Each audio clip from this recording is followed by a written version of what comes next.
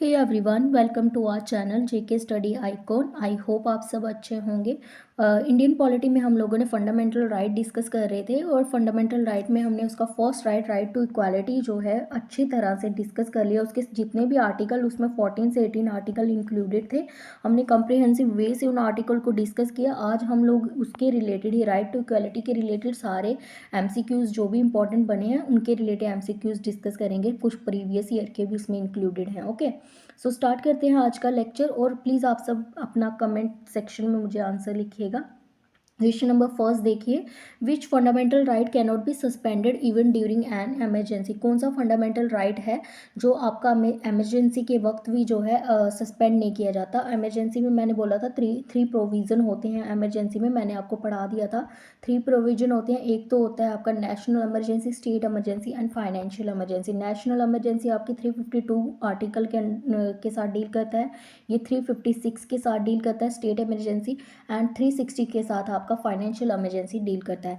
अब अगर स्टेट में कोई भी फाइनेंशियल, मान लीजिए नेशनल इमरजेंसी लगी है, तो कौन सा ऐसा राइट है आपका जो सस्पेंड नहीं किया जाएगा, ठीक है, जिसको प्रैक्टिस करने से मना नहीं किया जाएगा। तो right to speech, right to religion, right to equality या right to life and personal liberty.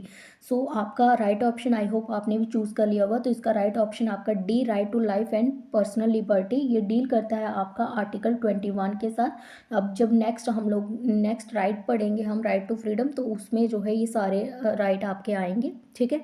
तो अभी के लिए इतना ही बता रही हूँ कि राइट आर्टिकल 21 के अंडर आता है आपका right to life and personal liberty. So move करते हैं नेक्स्ट क्वेश्चन की ओर। क्वेश्चन नंबर सेकंड देखिए, विच of the article of the Indian constitution granted equality before the law and the equal protection of law. कौन सा article जो है equality before law and equal protection of law with in the territory of India की बात करता है। Article 15, article 14, article 17 या article 18।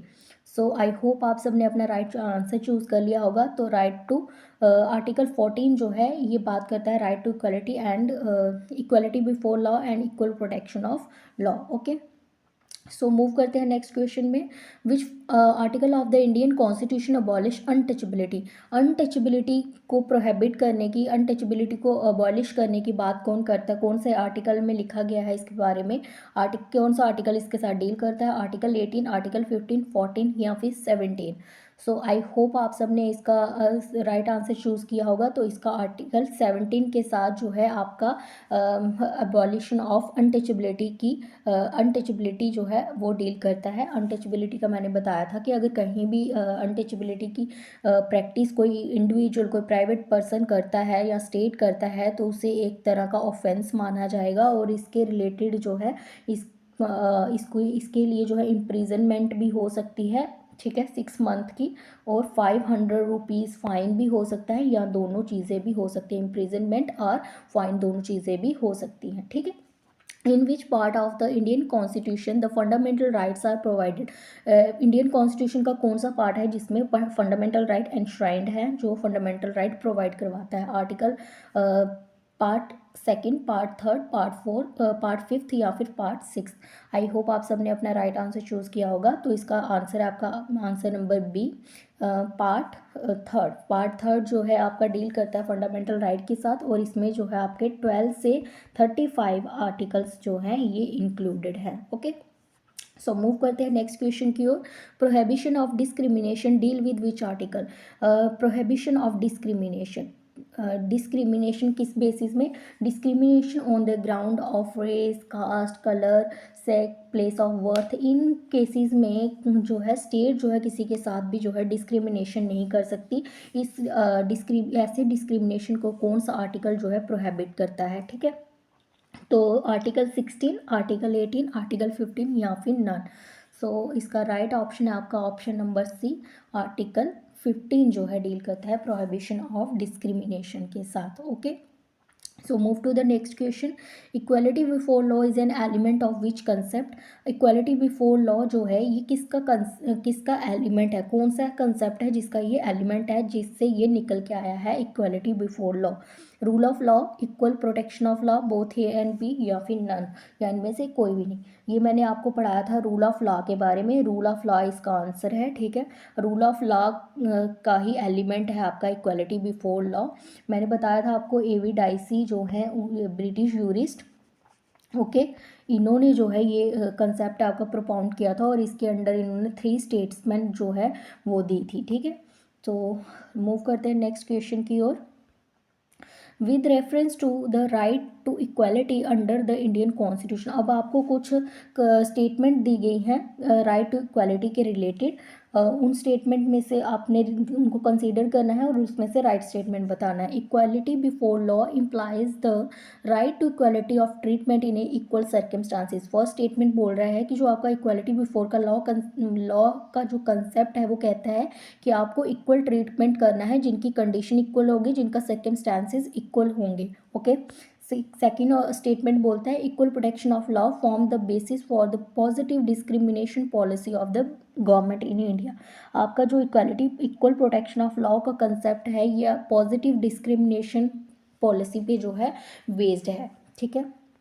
Third statement बोलता है equality before law is the British concept which subsequently support the doctrine of rule of law, ठीक है। आपका इक्वालिटी बिफोर लॉ जो है ये ब्रिटिश का कंसेप्ट है, ब्रिटिश कॉन्स्टिट्यूशन से लिया गया है और ये सपोर्ट करता है doctrine of rule of law को, ठीक है। सो आई होप आप सबने भी इसका राइट आंसर चूज़ कर लिया होगा, लेकिन इसमें देखिए जो आपकी फर्स्ट स्टेटमेंट है वो बिल्कुल गलत है, क्योंकि इक्वालिटी बिफोर का law concept, equality before law का जो कंसेप्ट है वो बोलता है कि आपको इक्वल ट्रीटमेंट करना है हर एक पर्सन के साथ, weather he is a rich poor official non official, ठीक है, लोअर है हायर है, आपको ये इस चीज़ को कंसीडर नहीं करना। लॉ की नज़र में, कानून की नज़र में सभी एक है, कोई भी कानून से बड़ा नहीं है, आपको एक जैसा ही उनके साथ ट्रीटमेंट करना है, ठीक है। अब देखिए पर ये स्टेटमेंट क्या है, ये गलत बात बोल रही है, ठीक है। ये आपकी स्टेटमेंट बिल्कुल गलत है। ये जो इक्वल ट्रीटमेंट की बात कौन करता है, equal treatment, equality of treatment, equal circumstances, ये आपका कंसेप्ट कौन सा बात करता है, आपका equal protection of law. Equal protection of law, equal protection of law क्या बोलता है कि आपको इक्वल ट्रीटमेंट करना है जिनकी सर्कमस्टांसेस जो है इक्वल होंगी, ठीक है। जिनकी सर्कमस्टांसेस इक्वल नहीं है उनके साथ आपको अनइक्वल ट्रीटमेंट करना है। फॉर एग्जांपल ये एक रिच पर्सन है, ये भी रिच पर्सन है, ठीक है। ये पर्सन ए है, ये पर्सन बी है, ये दोनों डॉक्टर हैं, ठीक है। दोनों डॉक्टर हैं, दोनों की कंडीशन सेम है। जब मान लीजिए ये कोई इंजीनियर है, ठीक है, दोनों की कंडीशन सेम है, ठीक है, दोनों की कंडीशन सेम है, हायर ऑफिशियल रैंक, ऑफिशियल पे बैठे हुए, एकेडमिक अच्छी इनके पास जॉब है, अपना अच्छा कमा रहे हैं ये, ठीक है। तो अगर गवर्नमेंट एक मिनट के लिए अगर इनसे जो है इस डॉक्टर से जो है अगर गवर्नमेंट जो है मान लीजिए आप लोग 20% टैक्स ले रही है, तो अगर एक इंजीनियर से भी 20% अगर टैक्स ले रही है तो इसमें जो है कोई वायलेशन नहीं बोला जाएगा कि आप जो है इक्वल प्रोटेक्शन ऑफ लॉ का वायलेशन कर रहे हो, ठीक है, क्योंकि दोनों की कंडीशन सेम है, दोनों के साथ जो है इक्वल ट्रीटमेंट हो रहा है। लेकिन मान लीजिए ये यहाँ पे ये डॉक्टर है और ये बेचारा कोई लेबर है, ठीक है। अगर इससे 20% टैक्स ले रही है गवर्नमेंट और इससे भी जो है 20% ले रही है, तो ये जो है इक्वल प्रोटेक्शन ऑफ लॉ की बात नहीं करता। ये किसकी बात होगी, ये होगी इक्वलिटी बिफोर लॉ की बात। लेकिन अगर इससे 5% टैक्स ले रहा है, ठीक है, तो ये किसकी बात हो रही है, ये बात हो रही है इक्वल प्रोटेक्शन ऑफ लॉ की बात, क्योंकि यहाँ दोनों की कंडीशन क्या है, अनइक्वल है और इनके साथ जो है अनइक्वल ट्रीटमेंट किया जा रहा है, ठीक है। इसको कुछ प्रिविलेजेस प्रोवाइड करवाए जा रहे हैं क्योंकि इससे जो है टैक्स जो है कम लिया जा रहा है, ठीक है। तो ये वाला डॉक्टर जो है ये नहीं बोल सकता कि भाई तुम लोग उससे लेबर पर्सन से जो है 5% टैक्स ले रहे हो, मेरे से 20% टैक्स ले रहे हो, मेरा आर्टिकल जो है वो वायलेट शो हो रहा है, मेरे आर्टिकल के साथ जो है मेरा आर्टिकल 14 जो राइट अंडर आर्टिकल 14 के अंदर आता है वो वायलेट हो रहा है, ठीक है। क्योंकि देखो दोनों की कंडीशन क्या है, दोनों की कंडीशन डिफरेंट है और एक पॉजिटिव जो है डिस्क्रिमिनेशन जो है करने की जो है बात करता है आपका equal protection of law. I hope आपको ये समझ आ गया होगा। Equality equal protection of law on the, हाँ जी देखिए स्टेटमेंट, सेकंड स्टेटमेंट बिल्कुल ठीक है, ये एक तरह का पॉजिटिव डिस्क्रिमिनेशन जो है पॉलिसी पे बेस होता है, ठीक है। अभी मैंने समझा दिया आप लोगों को। अब देखिए equality before law is a British concept, बिल्कुल ये ब्रिटिश के कॉन्स्टिट्यूशन से लिया गया है और रूल ऑफ लॉ के डॉक्ट्राइन को ये क्या करता है, सपोर्ट करता है, क्योंकि ये रूल ऑफ लॉ का ही एक एलिमेंट है, ओके। सो इसके सेकंड और थर्ड स्टेटमेंट, ठीक है। तो आंसर नंबर आपका सी जो है वो राइट है, ठीक है। सो मूव करते हैं नेक्स्ट क्वेश्चन की ओर। Who propounded the concept of rule of law? Rule of law concept किसने दिया था? अभी मैंने पिछले क्वेश्चन में शायद से डिस्कस किया आप लोगों के साथ। तो आंसर नंबर बी है इसका, A.V. डाइसी, ए ब्रिटिश यूरिस्ट थे, ठीक है, ब्रिटिश यूरिस्ट थे। इन्होंने जो है ये कंसेप्ट दिया था रूल ऑफ लॉ का। Move to the next question. Who is the chairman of Mandal commission? Mandal commission मैंने आपको बोला था कि मंडल कमीशन बनाई गई थी, सेकंड मंडल कमीशन बनाई गई थी आप लोगों की, सॉरी, ये मंडल कमीशन बनाई गई थी, ये सेकंड बैकवर्ड क्लासेस के ऊपर जो है ये कमीशन बनाई गई थी, ठीक है, ताकि इन्वेस्टिगेट किया जाए कि कितनी एजुकेशनली और इकोनॉमिकली, सोशली और एजुकेशनली कितने जो हैं बैकवर्ड क्लासेस हैं, अदर बैकवर्ड क्लासेस हैं एससी और एसटीज़ को एक्सक्लूड करके। तो इसके चेयरमैन थे आपके बीपी मंडल। बीपी मंडल जी जो है ये इसके चेयरमैन थे। और ये कब बनाई गई थी? 1979 में जो है आपकी मंडल कमीशन जो है इसको सेटअप किया गया था। और किसकी गवर्नमेंट में किया गया? मोरारजी देसाई जी की गवर्नमेंट में,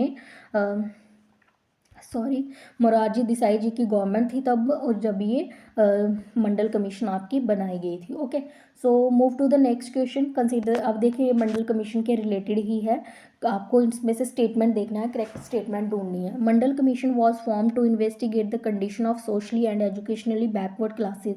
मंडल कमीशन किस लिए बनाई गई थी? इन्वेस्टिगेट करने के लिए condition of social and economic educationally backward classes. Statement A बिल्कुल ठीक है।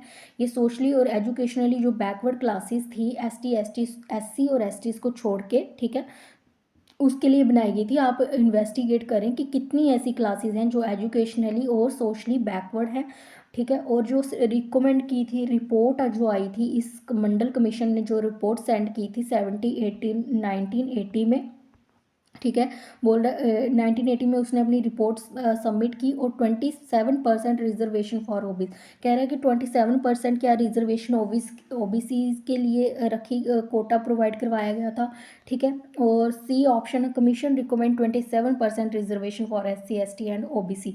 और कमीशन ने रिकमेंड किया था कि आपने 27% रिजर्वेशन देना है एससी एसटी और ओबीसी को।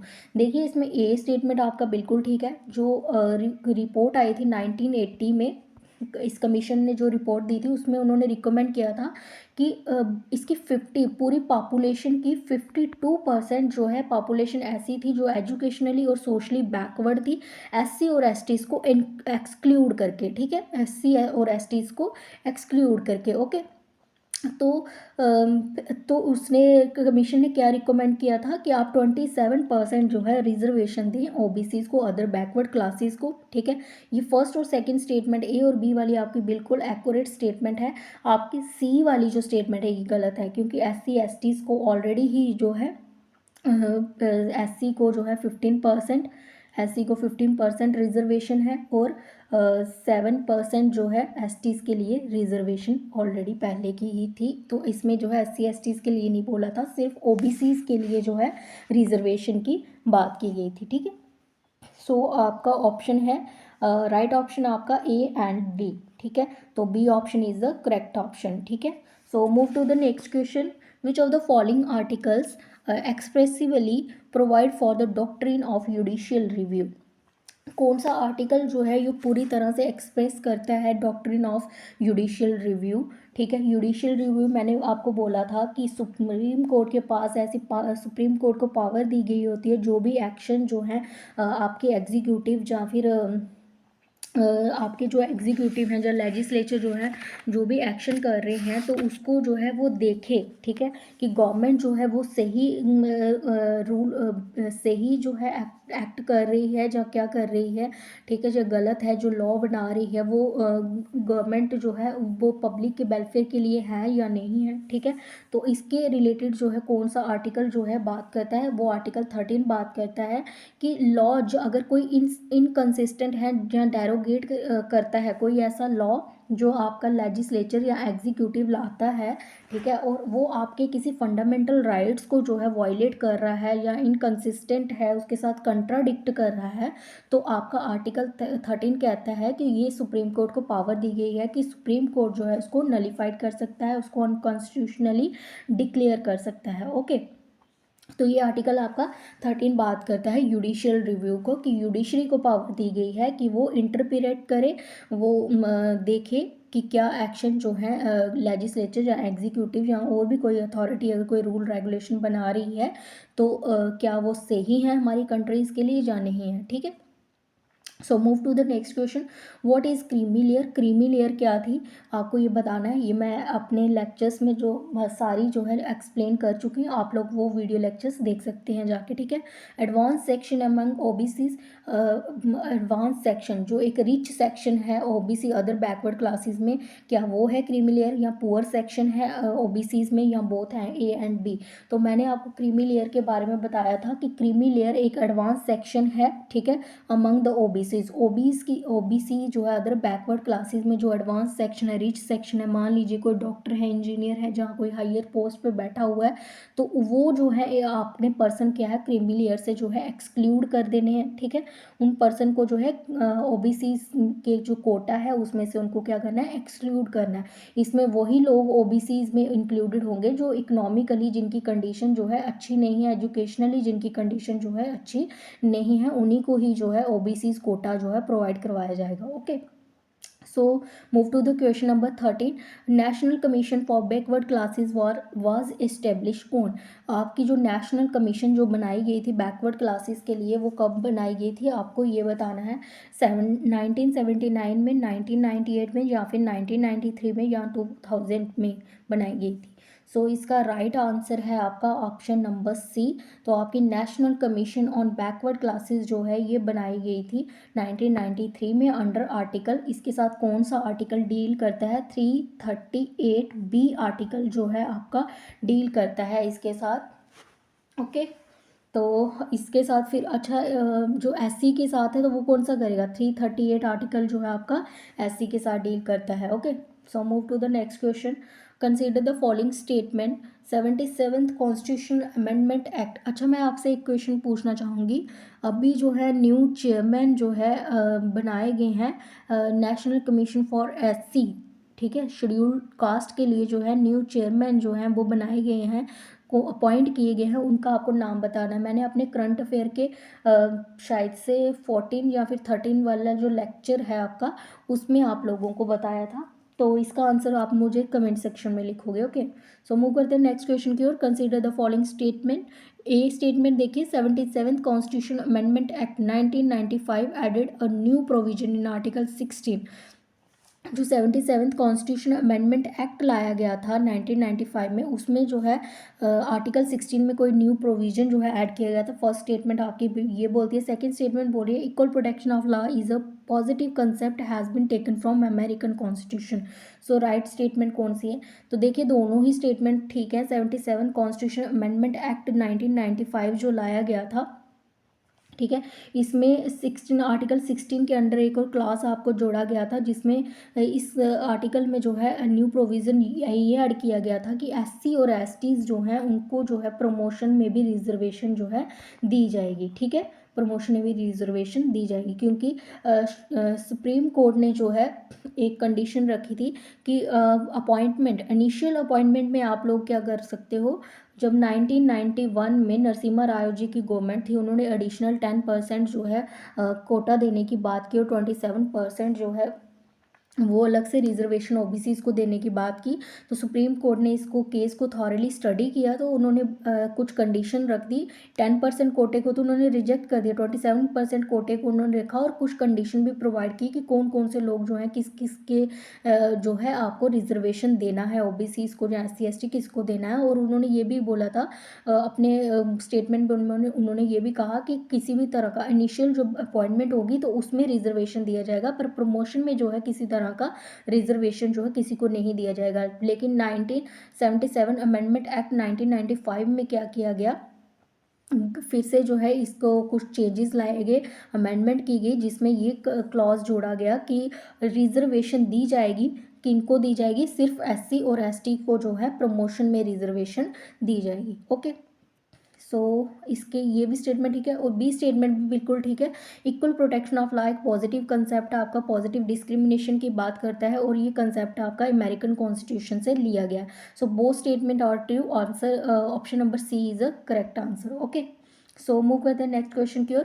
विच of the following article abolish title, कौन सा आर्टिकल जो है आपका अबॉलिश करता है टोटल टाइटल्स। कॉलोनियल टाइम पे जो टाइटल्स दिए जाते थे जैसे राय बहादुर हो गया आपका, दीवान हो गया, आपके महाराजा हो गया, राजा हो गया, तो ऐसे जो राजा रजवाड़े के टाइम के जो आपके टाइटल्स थे, या कोई फॉरेन टाइटल्स हो गए, या फिर किसी तरह का मॉन्यूमेंट्स या प्रेजेंट जो है, वो कौन सा आर्टिकल जो है अवॉइलिश करता है आपको लेने के लिए, रिसीव करने के लिए, जब स्टेट को जो है मना करता है कन्फर करने के लिए। सो राइट ऑप्शन आप लोगों ने भी चूज़ कर लिया होगा, तो इसका राइट ऑप्शन है, सॉरी यहाँ पे आर्टिकल था। ओके, ये थोड़ा एरर हो गया, यहाँ पे आर्टिकल था। आर्टिकल 18 आपका डील करता है अबॉलिशन ऑफ टाइटल्स। ठीक है, तो आई होप आपको आज का सेशन अच्छा लगा होगा। अगर अच्छा लगा तो प्लीज़ वीडियो को लाइक करें और चैनल को सब्सक्राइब करें और भी इम्पोर्टेंट एमसीक्यूज़ के लिए। और चलो मिलते हैं कल की क्लास में। कल से हम लोग स्टार्ट कर लेंगे अपना राइट टू फ्रीडम, आपका स्टार्ट करेंगे आर्टिकल 19 से। Okay, so thank you so much for watching, have a nice day.